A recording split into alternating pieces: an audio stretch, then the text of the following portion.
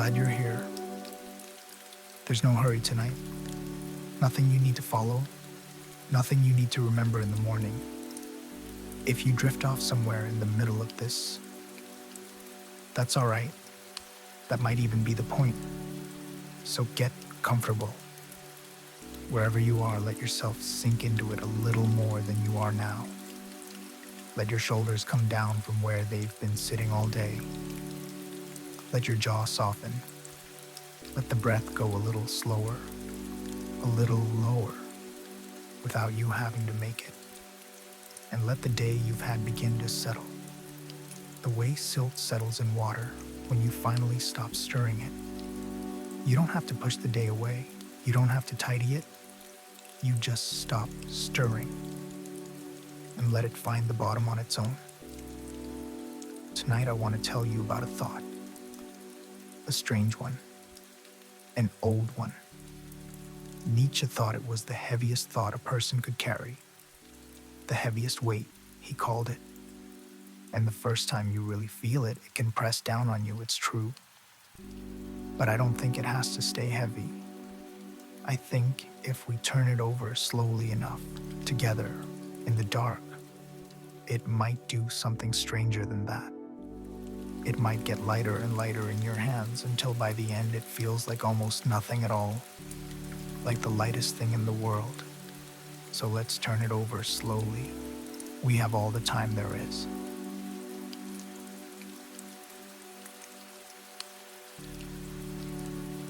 Picture this. It's late. Later than now, even. The house has gone quiet around you. The street outside has gone quiet. And you're alone. The particular way a person is alone in the last hour of a long day, when there's no one left to be anything for, and the only sound is whatever your own mind is still murmuring to itself in the dark. And into that quiet, something comes. Nietzsche imagined it as a demon, but don't picture anything frightening.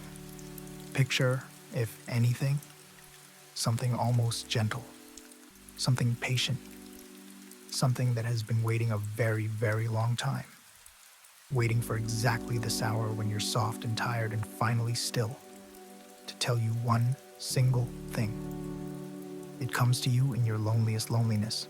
That was his phrase, your loneliest loneliness.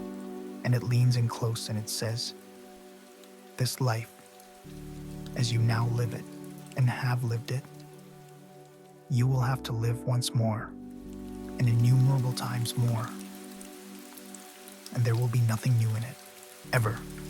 Every pain, every joy, every thought you've ever had, every breath, every small sigh, every unbearably ordinary thing, the dust turning in a shaft of afternoon light, the ache low in your back, the name you almost said out loud today and didn't, all of it, again, in the very same order, forever, the same moonlight, in the same gap between the same trees, the same quiet moment, and this same demon leaning in, telling you the same thing, again. Now, just sit with how that lands in you. There's no wrong answer here. No one's watching. You don't have to decide anything. Because in the story, the demon then asks you a question. And it isn't a clever question. It's a very simple one.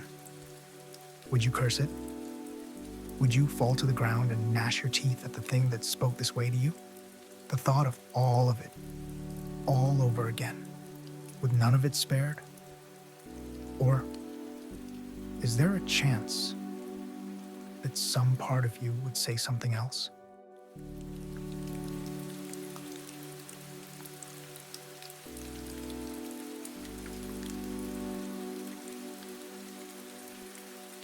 Because Nietzsche didn't pretend it was easy, and I won't either.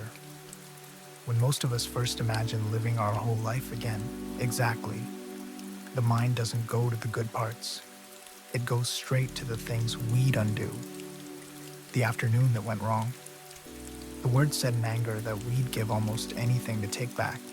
The loss we're still quietly carrying. The version of ourselves we're not proud of.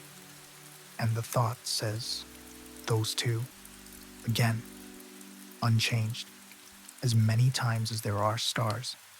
That's the weight. That's the real weight of it. And I'm not going to talk you out of feeling it. If it presses on you a little, right now, in the dark, that's not a mistake. That's you taking it seriously. That's you being honest about your own life, which is a braver thing than most of us manage in daylight. So let it press gently for a moment, and then let's loosen it. Because here is the first loosening.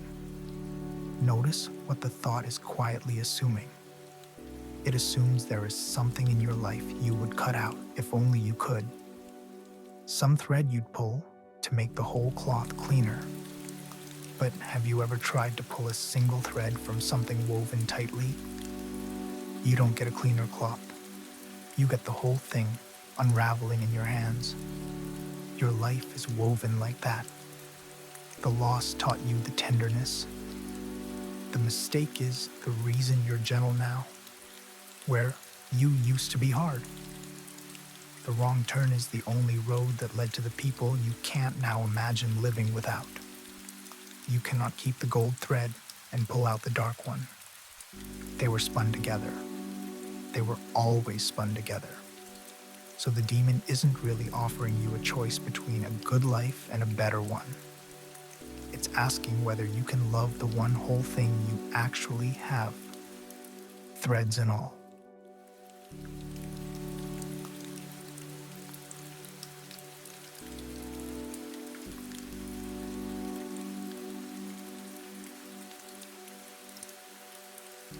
Let me set the demon down for a while, and let me tell you about a man who lived 2,500 years before Nietzsche by a river. His name was Heraclitus, and he is remembered mostly for one quiet sentence. He said you cannot step into the same river twice. Picture it.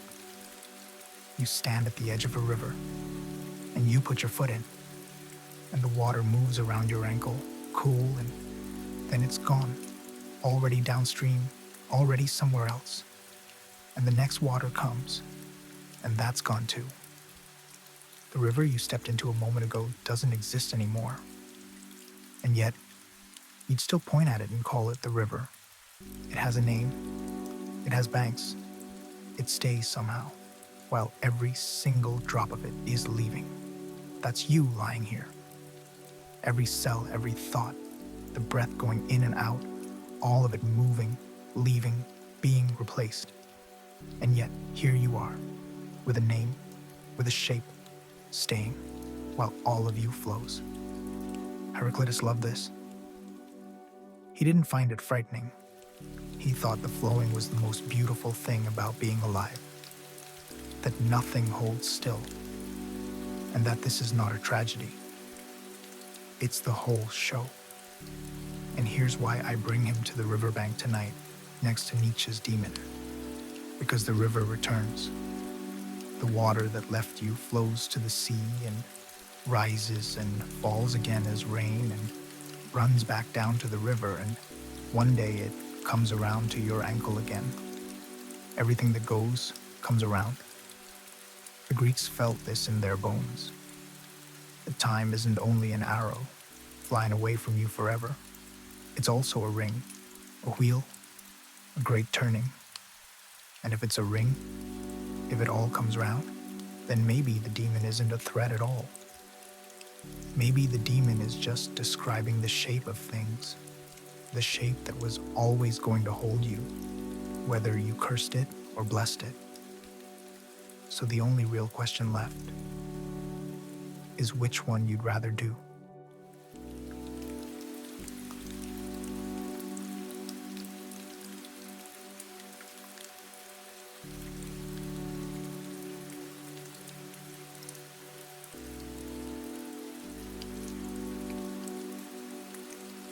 Now, here is the lightening. Here is where the heaviest weight begins, very slowly, to lift. Nietzsche didn't leave us under the weight. Somewhere very near to it, he wrote down the two gentlest words he ever said on a page. Amor Fati, love of fate. And it's easy to hear that and think it means something stiff, gritted teeth. I accept my lot, a kind of brave, joyless surrender. But that's not it at all. That's almost the opposite of it. What he was reaching for was softer and harder than acceptance. He said he wanted to learn more and more, to see the necessary things in his life as the beautiful ones, not to merely tolerate what couldn't be changed, but to find it beautiful, to want it, to get to a place someday where he was simply someone who says yes, yes to all of it, yes as a whole way of being, rather than yes to this and no to that. And he wasn't the first to reach for this. Far from it. By the river and long after, there were the Stoics. Marcus Aurelius, writing to himself at night in his tent on the cold edge of an empire by candlelight when he could not sleep either. And he kept telling himself, in different words, the same quiet thing, that whatever the universe sends you is woven into you as you are woven into it, that to fight what is necessary is to fight the whole order of things, and that there is a deep peace. You really did find it a peace in turning toward your fate instead of bracing against it. Picture him for a moment. A tired man, the most powerful in the world, who could not sleep, writing little notes to steady his own heart in the dark. He never meant for anyone to read them. They were just a man, at night, learning to say yes to his life. The same thing you're doing, right now, lying here. So, Amor Fati isn't a clenched fist. It's an open hand. It's the difference between enduring your life and embracing it. Same life. Completely different way of holding it.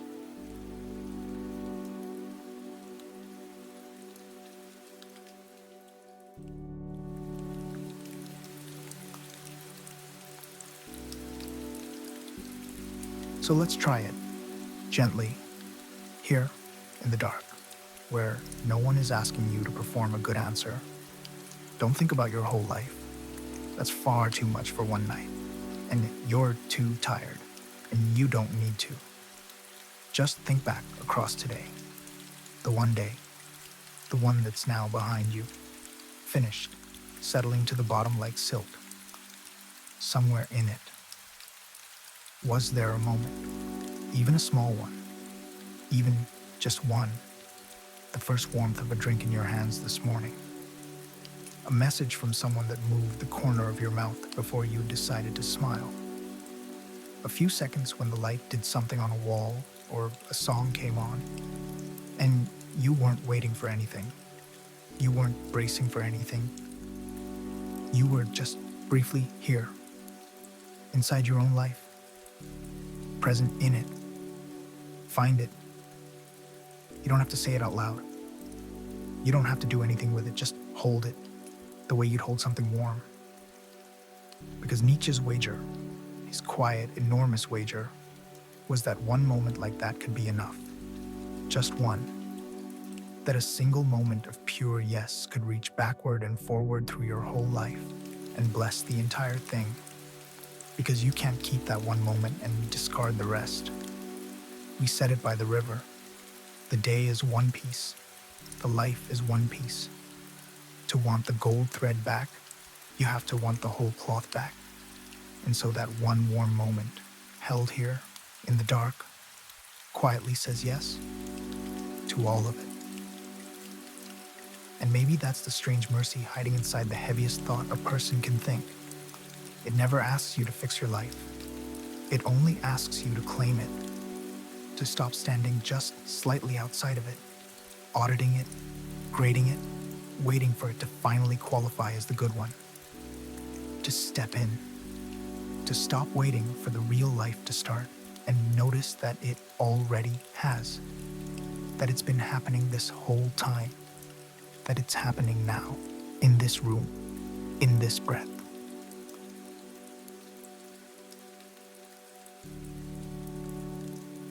It's getting late now, later than when we started, and you don't need to resolve any of this tonight.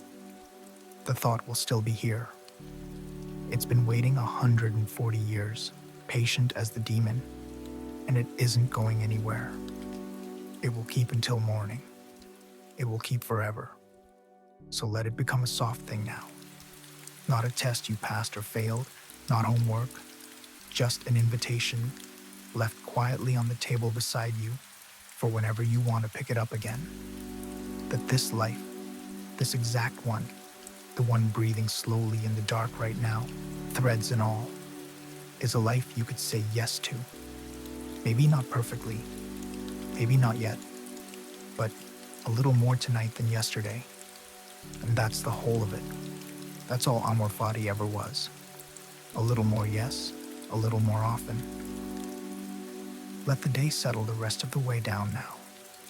Let the last of the silt come to rest on the bottom, and the water above it go clear and still. Let the thought go quiet. Let the demon and the river and the tired emperor with his candle all fade back into the dark they came from. They've said what they came to say. There's nothing left to do now. Nothing to hold on to. Nothing to follow. Just the breath, going slower. Just the weight of you, held by whatever's holding you. Just the dark, which is soft tonight and kind, and asks nothing of you at all. And the heaviest weight, you'll notice if you check, isn't heavy anymore. It's resting on the bottom now, with the rest of the day. And the water above it is clear. And you are light. Sleep well. I'll be here again tomorrow night.